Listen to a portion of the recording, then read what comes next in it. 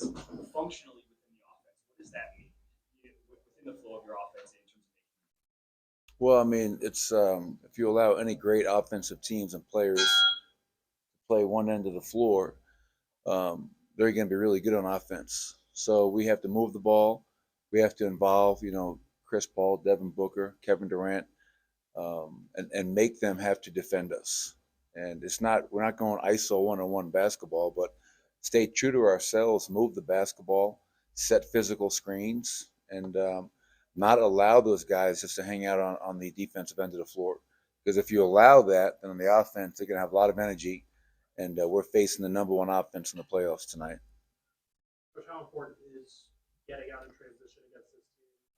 Clippers had some success transition in the last round. What's the most important thing is getting out of Well, I don't care who we play; it's important. That's who we are. I mean, all season long, I think we finished the regular season fourth in fast break points per game.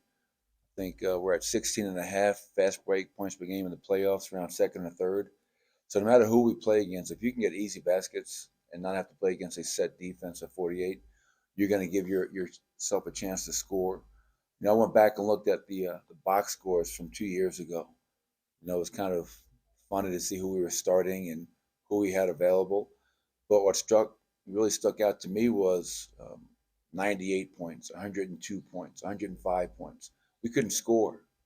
And so it starts in transition to your point, Ryan. We have to defend and rebound. That's who we've been. We find success with that. And how do you do that? Well, you got to get stops and you got to gain rebound. Uh, they score so easy, you can't give them the easy points. They're averaging around 15 second chance points per game. You can't give them that. That's too many because they don't need that help. They're averaging, I think, 18 points on turnovers. You can't fuel their break. But for us, running is always important, and we need to get easy baskets to kind of keep the pressure on them. coach? You played the Suns two times with the tail end of the play a lot of the lineup. But you guys learn anything tonight? Yeah, I mean, they played their guys. I mean, so yeah, I know we didn't play ours, but they were trying to find a way to get Kevin in a rhythm. He just gotten back healthy, and so we saw their full complement of players, and we did a lot of different things defensively, threw a lot of different things at them, and we can use some of that going into this series and see how it works with our main guys. But yeah, I think every game is an opportunity to learn something about yourself, but also your opponent. Is there a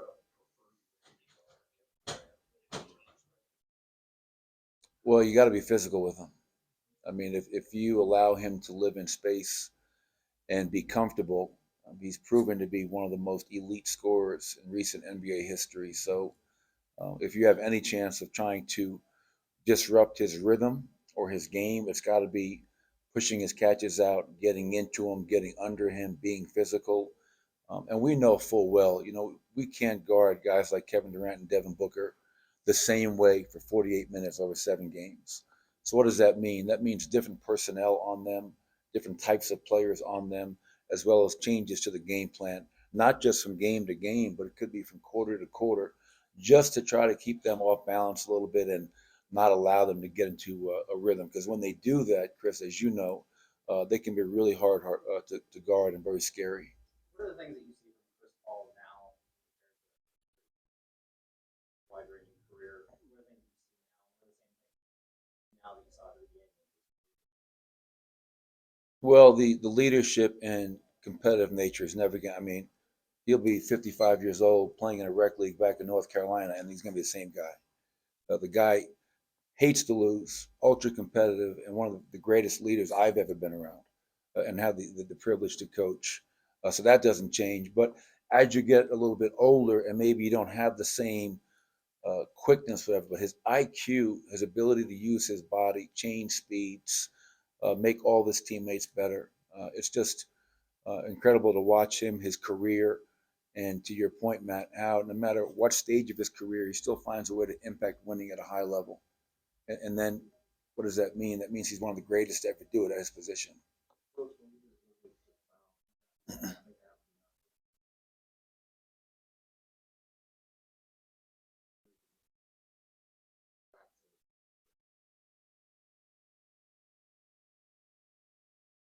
Go down the hall and ask the refs. Don't ask me. Well, I think each game, each series is refereed a little bit differently. I felt that Minnesota series was a physical series, and I'm okay with the increase in fouls because that to me, I felt we were really physical in that series. I felt we exactly what we wanted to. We wanted to make them feel us, push them off their spots, not allow Karl Anthony Towns to get comfortable. Anthony Edwards. Now, obviously, there were definitely examples of us fouling unnecessarily or reaching and not doing what we wanted to.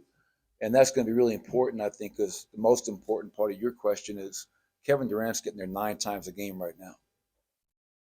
Devin Booker's getting there 7 times a game. As a team, they're getting there, I think, 29 times a game. So we do not want to put their elite free throw shooters on the foul line that many times again. So being smart within your physicality and obviously adjusting to how the game is being called.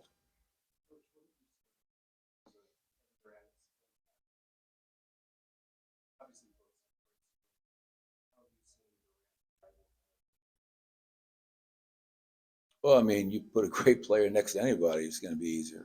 I mean, Devin Booker is a great player in his own right, a guy that can go out there and get 50 on any given night. And when you put a guy like Kevin Durant next to him, it makes it that much easier because, all right, who are you going to help off of? When you have two guys of that, that value and that type of talent, it's just, the spacing out there is a lot more open for guys to go to work and do their thing. So what Devin Booker did in the first round is incredible. I mean, like, okay, 37 points, but the efficiency in which he did that is incredible. And obviously, he's capable of that. But the arrival of Kevin Durant, I'm sure, has made the floor a lot more open and the driving lanes that much more open because he's got guys that can make shots um, and puts a lot more pressure on the defense. City went back and looked at box scores from 2 years ago. There's a decent number of the same names, key players in it, but does it feel like a stark difference now? For me, it's a complete different. I mean, I know that Nicola played, I know Michael played and all that, but I mean, like we started Facu and Austin in the backcourt. Jamal wasn't even available. Both Will and Monte missed the entire first round due to injuries going into that second round. And same thing for them. They have new faces as well. So I know that was one of the questions. Like, do we use 2 years ago as motivation? Not at all. Our motivation is the moment, today, now. We understand that they are the odds-on favorite to come out of the West, and we're going to have our hands full. But I do know, being in the gym with our players the last 3 days and this morning, our players are really excited for this opportunity and to get back on the court and to play playoff basketball. Appreciate it.